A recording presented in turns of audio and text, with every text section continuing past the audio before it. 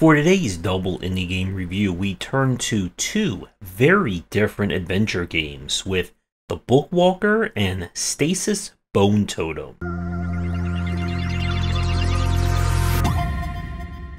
The Bookwalker is from the same developer as the Final Station, a game that I felt had a really great concept but couldn't quite stick the landing. And with the Bookwalker, I'm afraid we have a similar idea. Our story here is that this is a world where authors and the ability to write creates this kind of unique power that has been regulated and controlled by the government. Bookwalkers have the ability to literally enter stories written by other authors and manipulate them and even pull items out of them.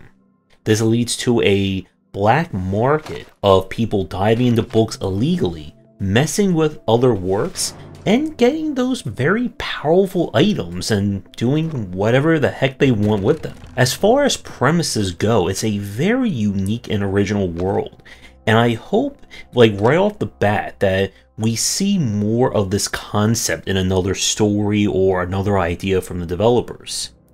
So for this game, we play as an author who, after an unspeakable crime, we have been arrested, tried, and put under house arrest with a strange device known as the Writer's Shackles. That prevents us from being able to write ever again until our time is up. In order to get it off, we decide to go underground and do some very illegal bookwalking in order to get the device removed so we can get back to writing. The game itself is played across both a first-person perspective taking place in the real world, and then an isometric kind of point-and-click adventure setting when we're in each book.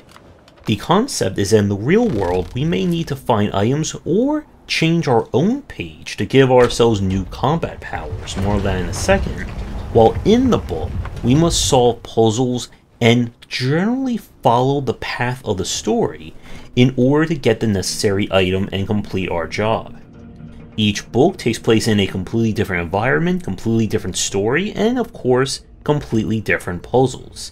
As a bookwalker, you can use ink as a form of magic power within the book to manipulate it. This is also used when you get to combat, and the combat in the game kind of plays out quasi-puzzle-ish. Each enemy will have unique abilities and they'll have kind of a fixed pattern for how they attack, and you'll need to make do of your powers in order to best counter them and keep your health up. Get to the end of the book, get your item, and you move on to the next story and the overall plot continues. There are some aspects of being able to manipulate the grand story, but all in all, you are going to be following a fixed path. And that kind of represents, I think, one of the issues that this game has. It is 100% a linear adventure, and despite the really great concept of this world, you're not really given a lot to play around in. Anytime that you have to bring an object from the outside in is entirely scripted by the story.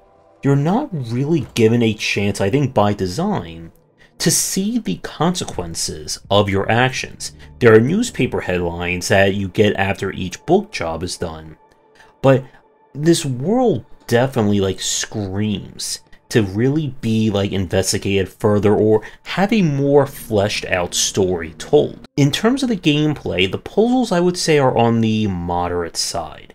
Nothing here should be too difficult if you are a fan of adventure games, and each section will generally give you enough guidance as to what the rules of the world are and what you need to do to move forward.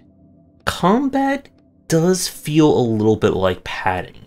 There really isn't a lot of decision making here. All fights are in fixed encounters. There's no random battles in this game, and while you can level up after each book and add a new power or upgrade one of your existing ones, it doesn't make the combat any more integral to the experience. With that said, I would recommend the Bookwalker if you're looking for a game with a fantastic setting and something that I hope we see more out of. And with that, let's switch to some horror. Stasis Totem is the sequel to Stasis.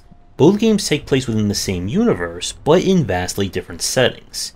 We play as husband and wife team Charlie and Mac, who make a living salvaging freighters and other things in the ocean. When they come to an abandoned oil platform, they discover that something has mysteriously been dug up and that it has killed the people. The platform is under complete destruction, and what is happening here? And this team is going to have to figure that out or die trying. The game itself is played entirely in isometric point-and-click adventure.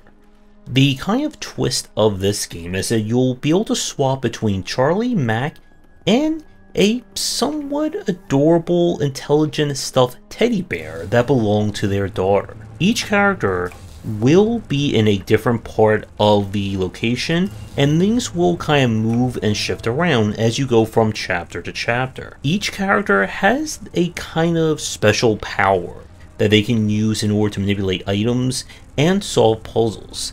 As an interesting twist, the game gives them a kind of pocket dimension inventory that allows them to instantaneously swap items between one another no matter where they are in the universe. And that's actually a good point to talk a little bit more about the story. I really like the universe of the game. It kind of occupies that like dirty tech future retro vibe of, say, the Alien movies, but with some of the more, I think, like religious or, you know, pseudo-religious fanaticism of, say, something that we saw from the elements of Dead Space.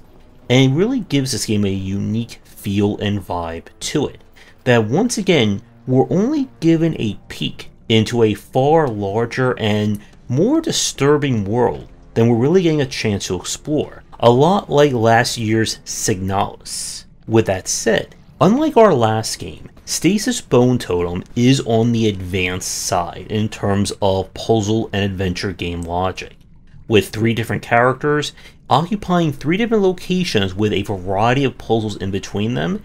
There is a lot of ways for you to get lost and confused in this game, and that is kind of like one of my main issues with it. The game, I feel, could do maybe a little bit better job of onboarding players to the puzzle logic or providing assistance when needed. One of the more frustrating aspects when we play this one is that when you are given an object or something you're supposed to interact with to solve a puzzle, the game gives you no guidance as to what item or even what you should be doing with that. It just gives you something. You can maybe get like one little bit of dialogue and that's it. So if you're not understanding what the game is asking of you or why an item in your inventory is not working, the game gives you no means of understanding that or any guidance. From a UX perspective, I do wish that you could move around a lot faster in the environment.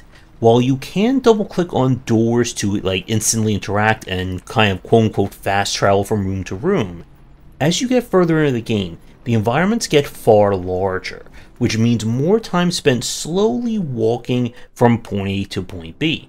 At one point you go into the ocean or you go to deep sea diving, and this slow speed really gets slow.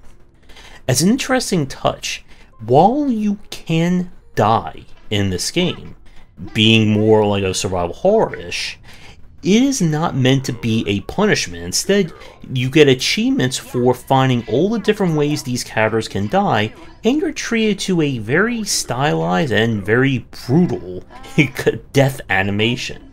It's a great way of giving this game some bite without punishing players like a lot of old school adventure games. So I did enjoy this one, but I would recommend, if you are not an expert in terms of point-and-click adventure games, to have a guide or a hint walkthrough on standby, because it can get very easy to get confused, and again, some of the puzzles in this game, especially in the back half, can get complicated to solve. Beyond just figuring out what items you need to do, there are puzzles that will involve you manipulating various things, changing DNA, and a lot of other things that can be a little bit confusing for you.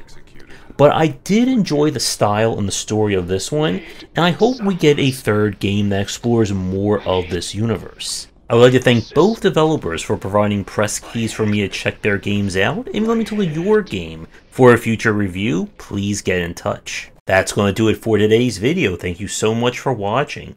Be sure to do the YouTubing stuff people tell you to do. If you're interested in more of my thoughts on design, check out my books wherever they are sold. Visit our Discord and Patreon, and come back for daily discussions on game design here, and on game wisdom, where some of the art and science of games.